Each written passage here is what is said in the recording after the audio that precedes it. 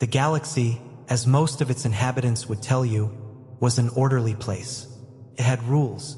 It had hierarchies. It had thousands of years of carefully negotiated treaties, painstakingly constructed alliances, and an elaborate architecture of agreements that kept the stars from burning each other out. The Galactic Council, that grand, ancient institution seated on the crystalline world of Ereth Prime, had presided over this order for longer than most species had possessed written language. 17 founding member civilizations, 43 associate members, one unified charter, and one shared, unspoken understanding that ran beneath every law, every resolution, every diplomatic communique ever issued from those gleaming halls. War was a tool, and tools had to be managed. The Council did not abolish conflict. That would have been naive even by their lofty standards. What they did over centuries of careful deliberation was contain it, regulate it, build walls around it so that when it burned in the right places between the right species for the right amounts of time until one side yielded and the paperwork could begin. It was a system, and like all systems designed by committees of beings who had never truly known desperation, it worked beautifully, right up until the moment it didn't. But we are getting ahead of ourselves. We were new. Humanity had made formal first contact with the Council only 31 years before the events of this story. 31 years is nothing by galactic reckoning. The Drath, the oldest of the Council's founding species, measure their institutional memory in epochs. The Salvani had been navigating deep space for 6,000 years before they met another intelligent species. Even the youngest founding member, the amphibious Keth of the Miran Shoals, had been members for over 4 centuries. Humanity arrived, wide-eyed and loud and full of questions, and the Council did what experienced powers always do with energetic newcomers. The ban. The language of Sub-Article 9 was careful. It always was. The Council specialized in language that felt like a courtesy while functioning as a cage. The relevant passage read, in part, candidate species in the provisional membership period, defined as the first 50 standard years following first contact, shall refrain from the deployment of armed forces, military vessels, or weapon systems beyond their home system's designated boundary markers, except in cases of direct territorial defense, as approved by a 2/3 Council majority. What that meant, stripped of its diplomatic upholstery, was simple. Humanity was not allowed to fight. What they failed to understand, what they could not have understood, because nothing in their long and orderly history had prepared them for it, was that the memory of war and the love of war were not the same thing. Humans didn't fight because we enjoyed it. We fought because we could not bear to watch something we loved be destroyed. That distinction would take them a long time to learn. Rising conflict. The Kreth arrived in Council space 30 years after humanity's provisional membership began. No one had seen them coming. That, in itself, was extraordinary. The Council's sensor networks span thousands of light years. Their early warning systems had been refined across centuries of interstellar diplomacy and occasional warfare. The Drath, who managed most of the network's deep-range infrastructure, had not survived 6,000 years of galactic politics by being careless about what approached from the dark between stars. But the Kreth had not come from the dark between stars. They had come from below it. The phenomenon was later called the undercurrent, a region of collapsed subspace topology that conventional physics had classified as impassable. The Kreth did not use conventional physics. Their civilization had evolved not in the bright, orderly plane of the galactic disk, but in the tidal zones of a gravitational anomaly so severe that their homeworld experienced time at a measurably different rate from the surrounding universe. They were, in every sense that mattered, alien in a way that even the Council's vast xenological archives had not prepared anyone for. They emerged from the undercurrent in a system called Dravatha's Cross, a junction point, strategically significant, home to a Salvani research station and a Keth relay outpost. The emergence itself registered as a gravitational anomaly. By the time the automated systems had classified it and routed an alert to the nearest Council response fleet, the Kreth had already dismantled both installations. Not destroyed, dismantled, taken apart piece by piece, with a precision that suggested the installations had been studied from a distance for quite some time before the Kreth had chosen to introduce themselves. The first communication came 48 hours later. It was not a greeting. It was not a declaration of war. It was a document, a dense, formally structured document, translated with unnerving accuracy into 17 different council languages simultaneously, that laid out in exhaustive detail the Kreth's claim to what they called the upper plane. All of it, every star system, every inhabited world, every station and outpost and carefully cultivated civilization that the Council had spent millennia building. The Kreth did not want war, the document explained. War was inefficient. They simply wanted transfer of administration. The species currently occupying the upper plane would be permitted to continue existing under a Kreth supervisory framework, provided they ceased all military activity, surrendered all weapon systems, and acknowledged Kreth primacy in all matters of governance. The alternative, the document noted without drama or embellishment, was extinction. The Council chamber on Verith Prime had not fallen completely silent in over 200 years. The last time had been during the reading of the Miran catastrophe casualties, a solar event that had killed 400 million Keth and reshaped every political calculation in the galactic core for a decade. When the Kreth document finished being read aloud, the chamber was silent for 11 full seconds. Then everyone spoke at once. The debate that followed lasted 3 weeks. It was, by any measure, the most consequential debate in the Council's history, and like most consequential debates conducted by committees of beings who had never faced genuine extinction, it generated enormous amounts of sophisticated analysis and very little useful action. The military assessment was grim. The Kreth's technology was not simply more advanced. It operated on different principles. Conventional weapons, from kinetic rounds to plasma arrays to the Drath's feared graviton lances, showed reduced effectiveness against Kreth hull materials, which appeared to absorb and redistribute energy in ways that no one could fully model yet. The Kreth fleet that had emerged at Dravatha's Cross comprised 43 vessels. Current intelligence suggested that was a scouting formation.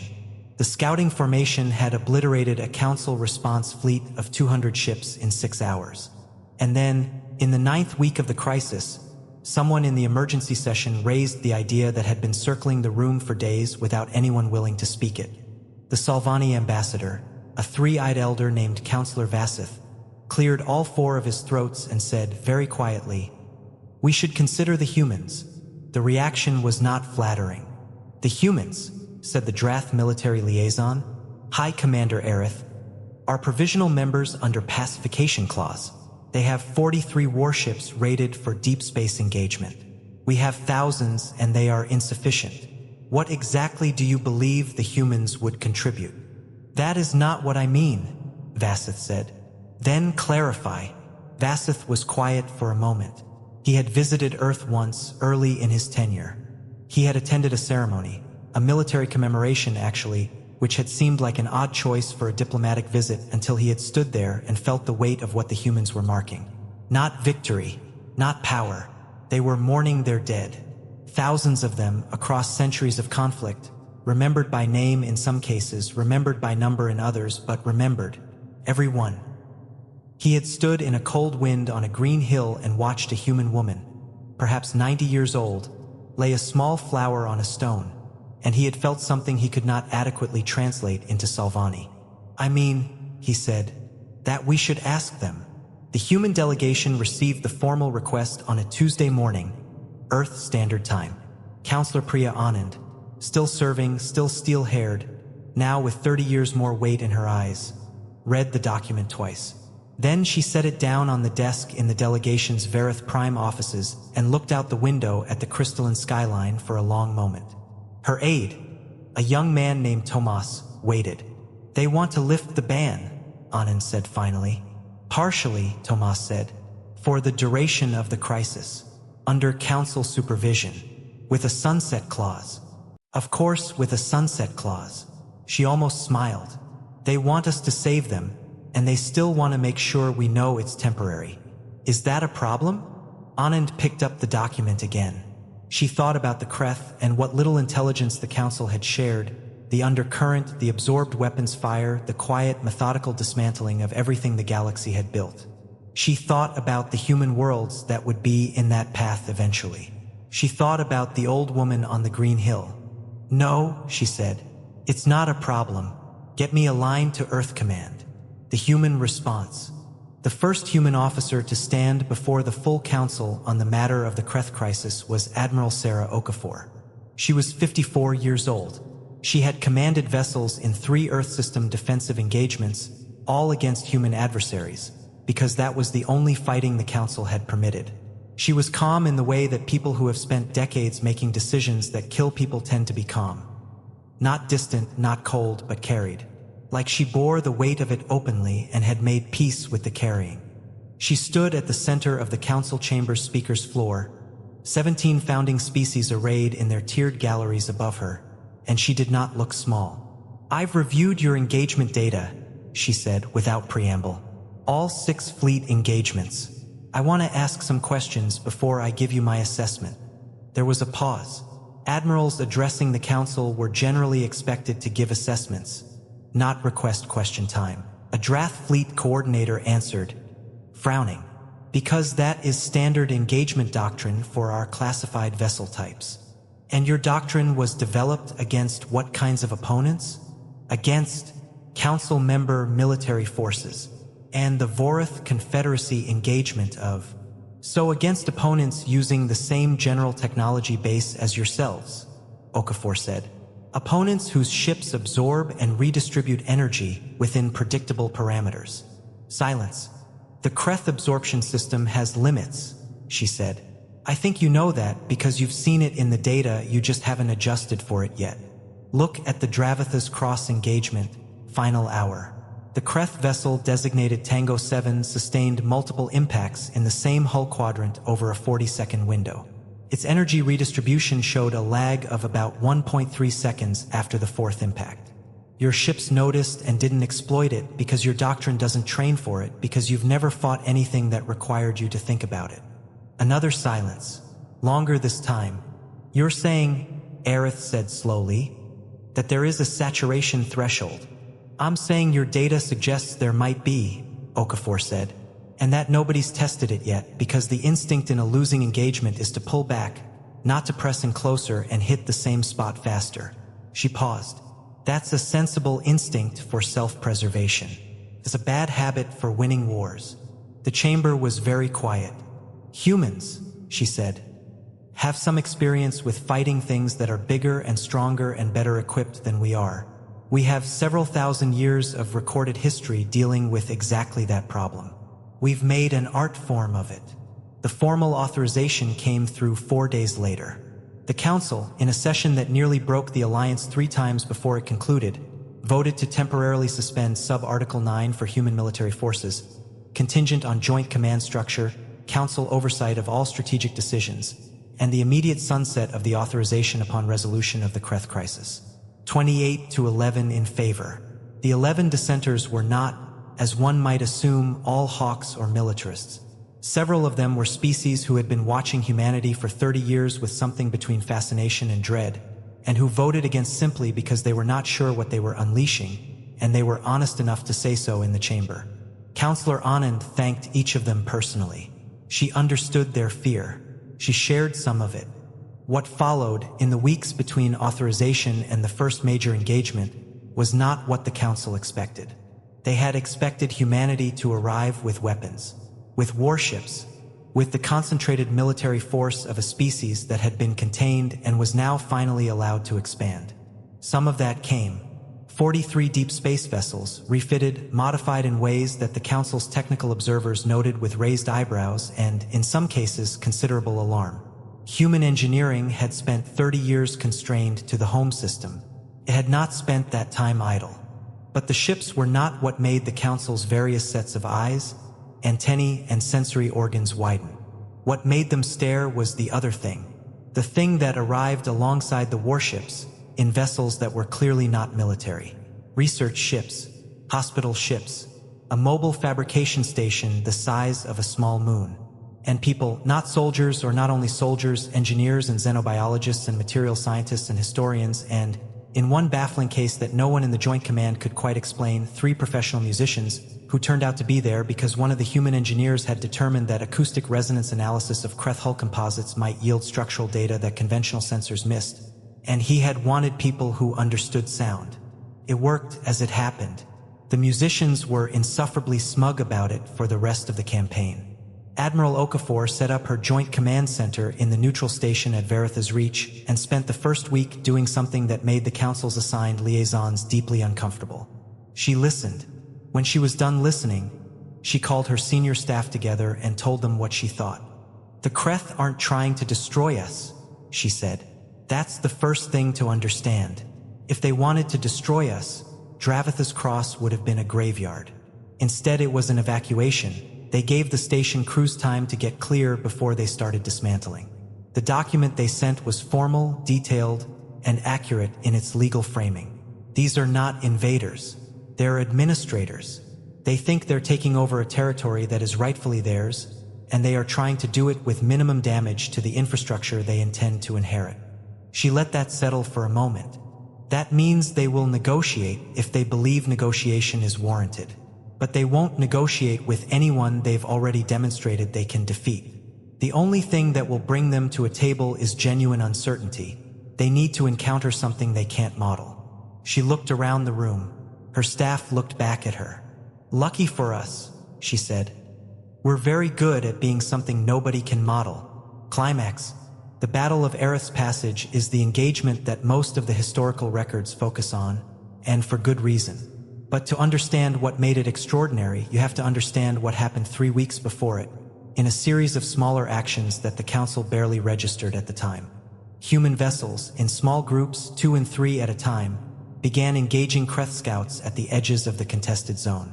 Not in the aggressive, fleet-on-fleet confrontations that had characterized all 6 previous engagements. Instead, they harassed.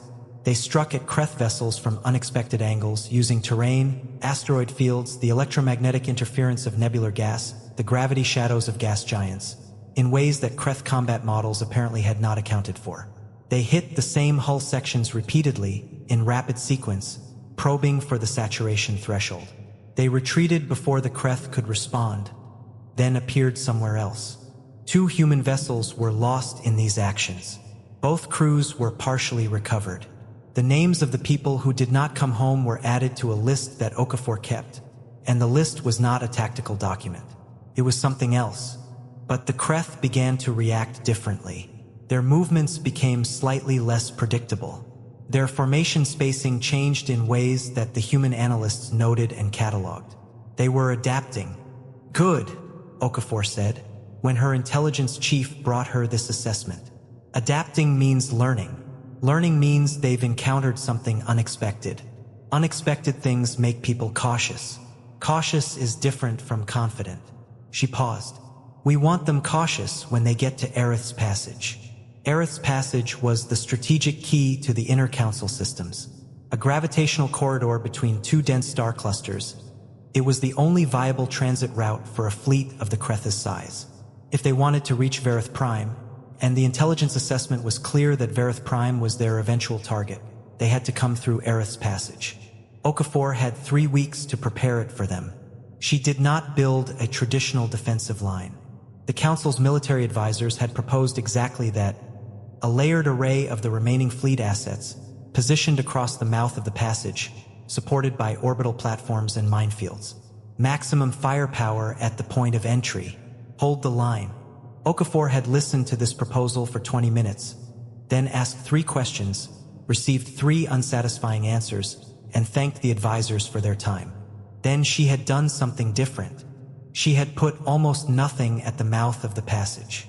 What she had done instead was spend 3 weeks, with the mobile fabrication station and 600 human engineers working in shifts around the clock, seeding the interior of the passage with something that had no direct military analog in any of the 17 founding species arsenals.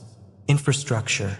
The passage was approximately 4 light hours deep and varied between 2 and 8 light minutes wide. For 3 weeks, human teams had been installing relay stations, field generators, sensor arrays, and a network of what the technical documents classified as distributed resonance emitters, a technology that the Kreth had no record of, because it had been developed specifically for this engagement by a materials engineer named Dr. Yuki Nakamura, who had been working on the acoustic resonance data from the musician analysis and had spent 2 sleepless weeks taking it somewhere that nobody else had thought to go. The resonance emitters, when activated in sequence, would create a standing wave pattern in the passage's local space-time topology. Not a weapon exactly, more like a mirror. They would reflect the Kreth's own energy redistribution system back at itself, turning their most reliable defense into a feedback loop. In theory, Dr. Nakamura had run the simulations 900 times. They worked in 873 of them. When Okafor had asked about the remaining 27, Nakamura had said, very honestly, "In those cases, the emitter's overload and the passage has a very bad day." Okafor had thought about this for a while. Then she had said, "How confident are you in your simulation parameters?" "Very," Nakamura had said, "but I've never built anything like this before, and neither has anyone else. There could be variables I haven't." "How confident?" Okafor had repeated gently. "In your parameters." Nakamura had met her eyes. 95%, she had said. Okafor had nodded. "Then we build it." The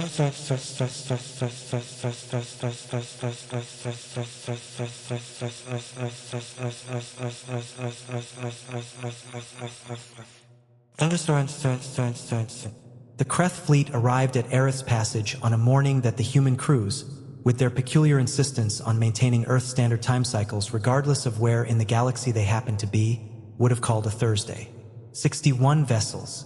The scouting formation had been reinforced. They came through the undercurrent insertion point 12 light hours from the passage mouth and proceeded at a measured pace that the human analysts read, correctly, as confidence. The Council's remaining fleet, the vessels that Okafor had positioned openly at the passage mouth, was 47 ships, a fraction of the Kreth force.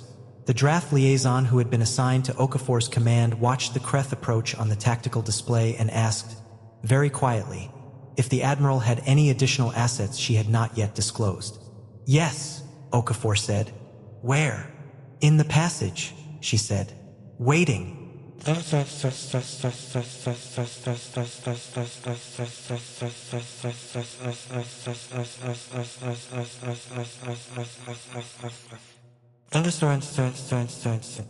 first phase of the engagement went exactly as the Kreth expected. The Council fleet engaged at standard range. The Kreth's energy absorption performed as it had in every previous engagement. Council weapons fire was absorbed, redistributed, weapons effectiveness reduced. The Kreth advanced in formation, returning minimal fire. They were not trying to destroy the fleet, merely push through it. They were being careful not to damage infrastructure they intended to inherit. The Council fleet held for 11 minutes longer than any previous engagement. Okafor had her pilots running the saturation threshold patterns that 6 weeks of skirmishing had identified, and it was doing something. 3 Kreth vessels showed visible hull stress in the 4th and 5th minutes, but the weight of numbers was overwhelming. The Council fleet broke and pulled back. The Kreth entered the passage.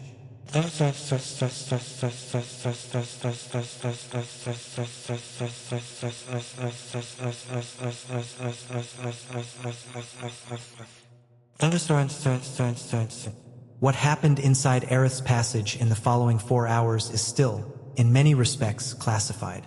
What is known, from the sensor data and the accounts of Kreth commanders who were interviewed in the aftermath, goes something like this. Approximately 40 minutes into the passage transit, the first resonance emitter activated. The Kreth registered it as a minor anomaly. Their systems categorized it and filed it. They continued advancing. The Kreth's tactical systems began flagging something unusual. Not a weapon, not a threat they had a category for. Something that was interfering with their redistribution process in ways their models had not anticipated. They ran diagnostics. They sent a query back to their command, a query that translated roughly to, "We are encountering something we do not recognize. Please advise." This was, in the history of every Kreth engagement ever recorded in their own archives, the first time such a query had been sent. The Kreth did not encounter things they did not recognize. They were 6,000 years more advanced than anything they had previously encountered. They came from a physics regime that had no overlap with the upper plane's conventional science. And yet, 47 resonance emitters activated simultaneously at the 90-minute mark.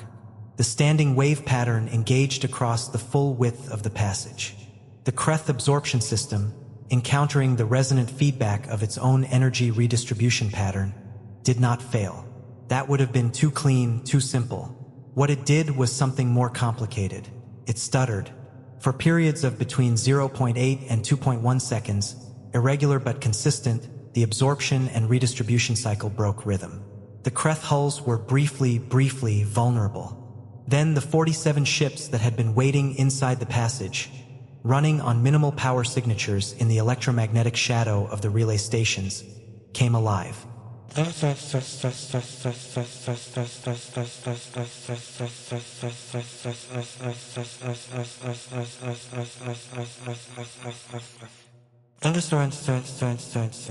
What followed has been described by the Kreth commander who survived the engagement and later provided testimony as the most disorienting combat experience in Kreth recorded history. The human ships did not attack from outside the Kreth formation's threat envelope. They attacked from inside it, from angles and ranges that Kreth doctrine classified as self-destructive, because at those ranges the Kreth ships' redistribution systems should have been able to simply reflect weapons fire into the attacking vessel. Should have been. During the stutter windows, they couldn't. The attacks were not random. They were coordinated to a degree that the Kreth tactical systems, running their models at full capacity, could not predict. Not because the humans were using some superior AI or algorithmic combat system, the Kreth's systems were vastly more sophisticated. But because the coordination was not coming from an algorithm. It was coming from 47 human beings who had spent 3 weeks learning each other's instincts, who had been fighting together in the skirmishes and building a shared language of combat that had no formal structure and did not need one, who could read each other's intentions from the angle of an approach vector and the timing of a weapon's trigger in a way that no tactical computer in any of their systems had been programmed to model. Because no one had thought it was worth modeling. Humans, after all, were emotional, unpredictable. They made decisions based on factors that weren't in any logical framework. They cared about things, the person flying the ship next to them, the people on the planet at the end of the passage, the names on a list that an admiral kept, and caring about things was considered, in most tactical philosophies, a liability. It was not a liability. It turned out to be the one thing that could not be modeled, predicted, or absorbed. At the 3-hour mark, the Kreth formation had lost 11 vessels to catastrophic hull failure and 7 more to disabling damage. Their command had received 17 requests for tactical guidance that they could not answer. Their absorption systems were cycling through the stutter windows at increasing frequency as the resonance emitters built their standing wave higher. The Kreth fleet stopped advancing. For 17 minutes, nothing happened. Then the Kreth sent a signal. It was addressed to the human commander.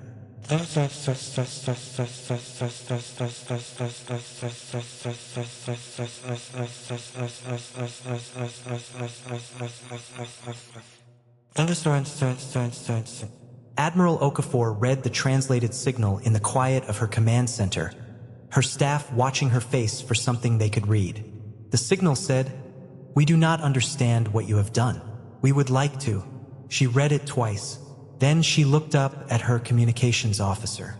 "Tell them," she said, "that we'd be happy to explain. Tell them we'd like to meet." Her Drath liaison stared at her. "You want to meet with them?" "Yes. Admiral, they have 50 functional vessels and—" "They stopped," Okafor said. "They could have kept pushing. The emitters would have bought us time, but not enough, and they know their numbers. They stopped and they asked a question." She paused. "In my experience, people who ask questions in the middle of a fight aren't trying to win anymore. They're trying to understand. That's different. That's something we can work with."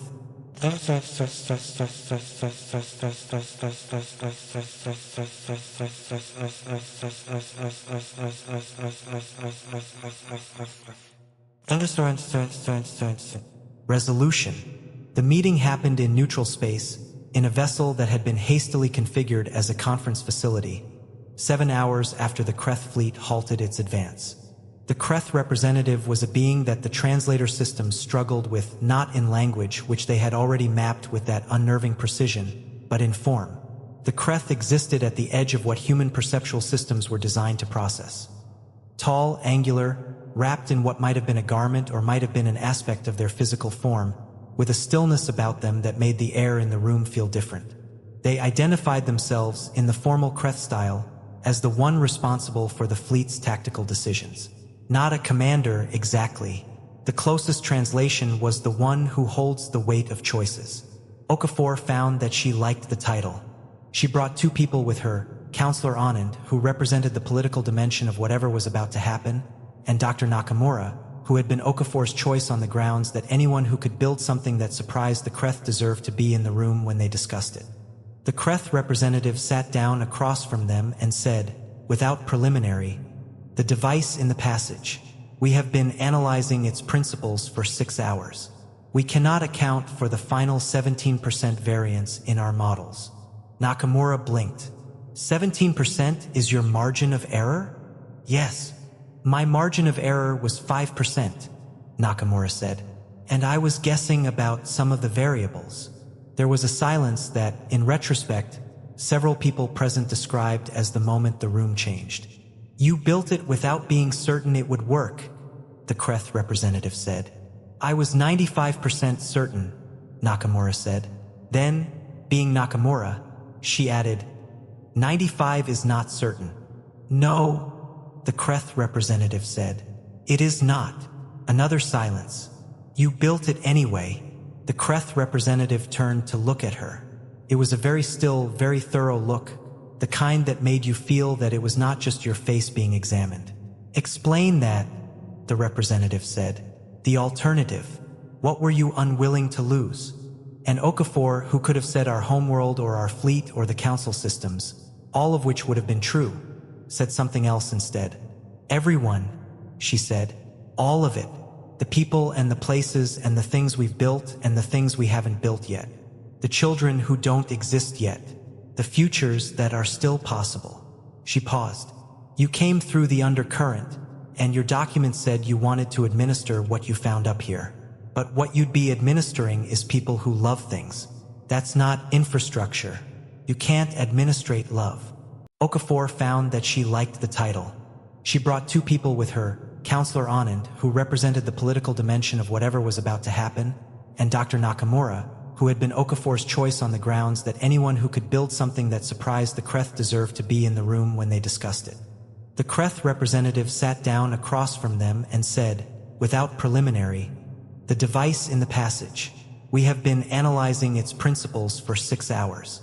We cannot account for the final 17% variance in our models." Nakamura blinked. 17% is your margin of error? "Yes. My margin of error was 5%, Nakamura said, and I was guessing about some of the variables. There was a silence that, in retrospect, several people present described as the moment the room changed. "You built it without being certain it would work," the Ereth representative said. "I was 95% certain," Nakamura said. Then, being Nakamura, she added, 95 is not certain." "No," the Ereth "The alternative," Okafor said quietly, "was losing something we weren't willing to lose." The Ereth representative turned to look at her. It was a very still, very thorough look, the kind that made you feel that it was not just your face being examined. "Explain that," the representative said. "The alternative. What were you unwilling to lose?"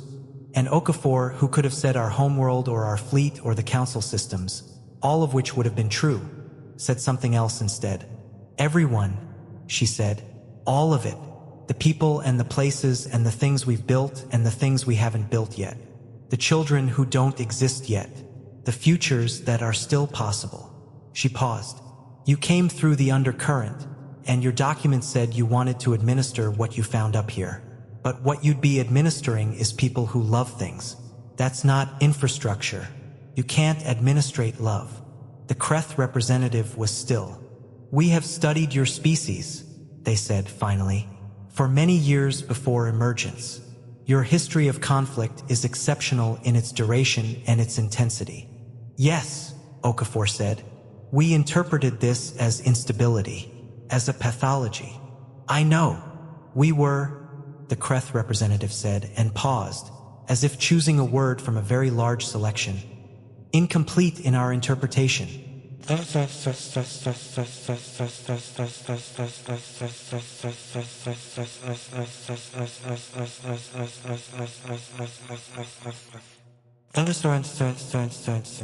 What followed was not, in the dramatic sense that historical narratives sometimes imply, a sudden peace. The Ereth did not withdraw that afternoon or that week. The negotiations that began in that conference room lasted 14 months, involved representatives from every council species, and produced a document of sufficient complexity that its full legal analysis took an additional 2 years to complete. The Ereth had a legitimate claim, as it turned out, or rather, a claim that was not straightforwardly illegitimate. The upper plane, in the Ereth's historical and cultural framework, was territory they had long considered their eventual inheritance, based on astronomical observations stretching back millennia and a theology of expansion that was deeply embedded in their civilization's foundational texts. They had not come as conquerors in the crude sense. They had come as people who genuinely believed they were rightful heirs, arriving to take what they understood to be theirs. That belief did not make their methods acceptable. It did not restore the lives lost in the 6 previous engagements. It did not reassemble the stations at Dravatha's cross. But it made dialogue possible in a way that pure military victory would not have. The final treaty established a joint observation zone in the undercurrent approach regions, created a Ereth seat on an expanded council, and included a cultural exchange program that, within a decade, had humans and Ereth researchers working in the same facilities with a degree of collaborative intensity that astonished everyone except, apparently, the humans and the Ereth involved. There was a provision in the treaty, proposed by the human delegation, that the Council had debated and ultimately included. It required that the official summary of the Ereth passage engagement, in the historical record, include the full list of names of those who had died in all 7 engagements, Council species and human alike. Not their ranks, not their vessel designations, their names. Councillor Anand had argued for this provision in a 40-minute address to the Council that several of the older Drath representatives later admitted had been the most affecting political speech they had witnessed in their careers. They were not assets, she had said. They were not casualties. They were people who loved things, and the things they loved are still here because of them. The least we can do is remember them by name. The provision passed unanimously.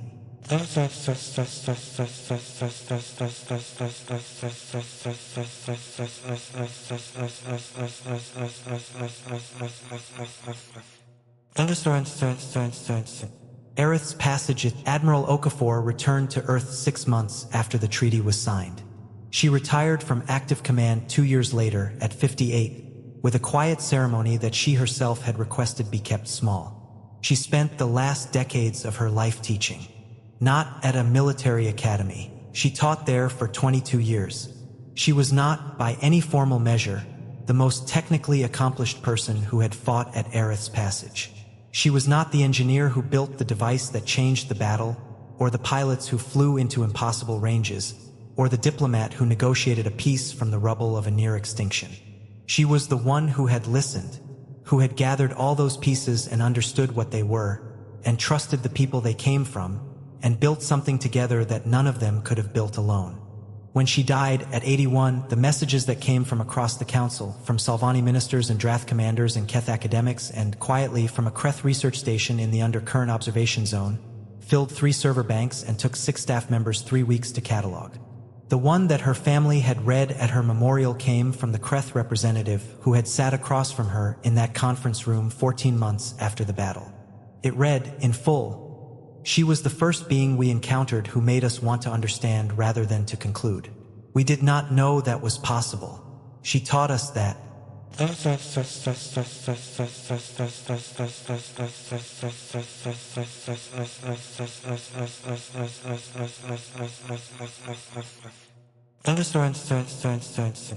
And that, perhaps, is the thing that the galaxy has spent the years since Ereth's passage trying to understand. Not the technology, not the tactics, not the particular human gift for fighting against impossible odds, though that is real enough.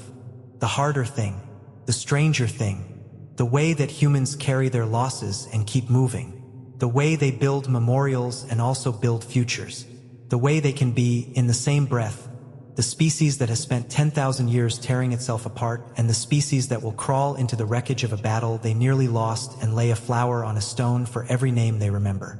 The Ereth had studied humanity for years before they emerged from the undercurrent. They had compiled records, run models, assessed threat levels and resource values and probability matrices. They had been thorough. They had been, by any technical standard, comprehensive. They had not understood that a person who loves something is not a strategic variable. They had not understood that grief and hope in a human being are not opposites. They are the same force turned in different directions.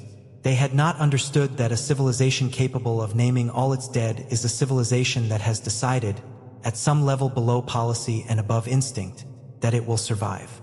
They had not understood what it meant that humans, uniquely among the species they had studied, seemed to carry in their hearts a grief proportional to the size of what they were capable of loving. And what humans were capable of loving, it turned out, was everything. Every person, every world, every future that was still possible. Every child who hadn't been born yet into a galaxy that would still exist because someone who loved it enough had been willing to build a machine that might not work, fly a ship into a range that should have been suicidal, and sit across a conference table from something ancient and alien and powerful and say, simply, "You can't administrate love." The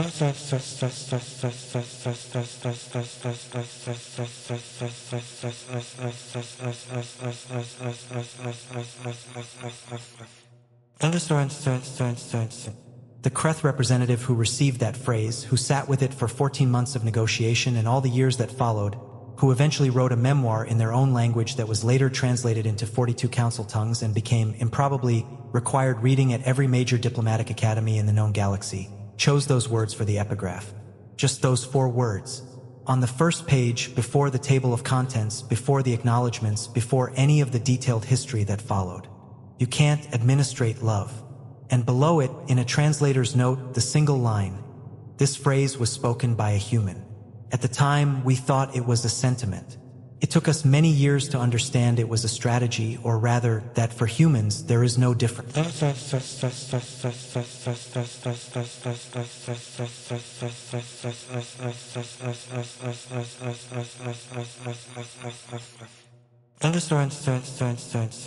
Because that is what the galaxy learned in the years following Ereth's passage, and what it is perhaps still learning. That humanity came to the stars carrying something that no survey or model or xenological analysis had known to measure. A wound, old as our species, shaped by every disaster and war and plague and winter that had tried to end us before we had a chance to become something. We arrived in the galactic community carrying that wound, and the community looked at it and called it instability, called it a pathology, called it a reason to keep us at arm's length until we grew out of it. And when the moment came, when the galaxy, for the first time, genuinely needed something it could not provide for itself, it turned to us. Not because we were the most powerful, because we were the most stubborn about hope.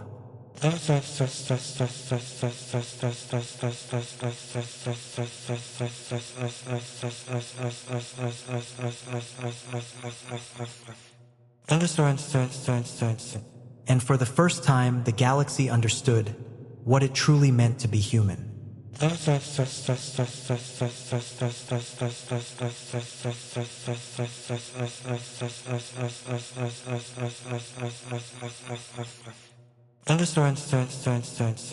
If the story moved you, if it reminded you of something worth fighting for, subscribe for more human stories from the stars.